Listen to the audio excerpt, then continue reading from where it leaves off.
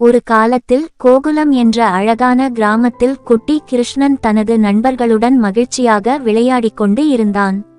ஒரு நாள் கிராமவாசிகள் யமுனை நதிக்கரையில் மிகுந்த பயத்துடன் திரண்டிருந்தனர். யாரும் நதிக்குள் இறங்குவதில்லை. மதுமங்கலம் என்ற ஒரு பெரிய பாம்பு யமுனை நதியில் வசித்து அதன் விஷத்தால் நீரை நஞ்சாக்கியது.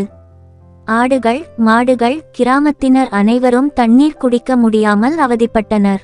நந்தகோபாலரும் யசோதையும் கவலையில் இருந்தார்கள்.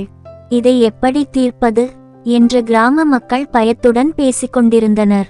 கிருஷ்ணன் தனது சிறிய கரங்களால் வெள்ளை நகங்களை ஒத்த மொட்டைகளை உடைத்து, நான் இந்த பிரச்சினையை தீர்க்கலாம் என்றான். எல்லோரும் அதிர்ச்சியானர். இது மிகவும் ஆபத்தானது கிருஷ்ணா என்று நந்தகோபாலர் சொல்ல, அம்மா, நீங்கள் கவலைப்படாதீர்கள், யமுனையை மீண்டும் தூய்மைப்படுத்தி விடுகிறேன் என்று கிருஷ்ணன் கூறினான். கிருஷ்ணன் தனது சிறிய கால்களை விரித்து நதிக்குள் குதித்தான். மதுமங்கலம் கோபத்தில் தலை தூக்கியது. அதன் கண்கள் சிவந்து பெரிய நாக்கை வெளியில் நீட்டியது. கிருஷ்ணா, புறப்படு என்று நண்பர்கள் கூச்சலிட்டார்கள்.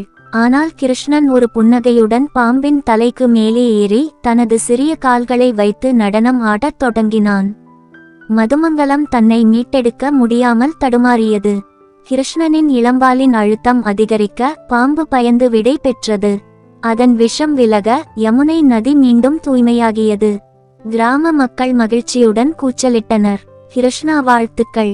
யசோதா கிருஷ்ணனை அணைத்து பிடித்து, என்னுடைய குட்டி கண்ணனே, நீ எவ்வளவு வல்லமையானவன் என்றாள்.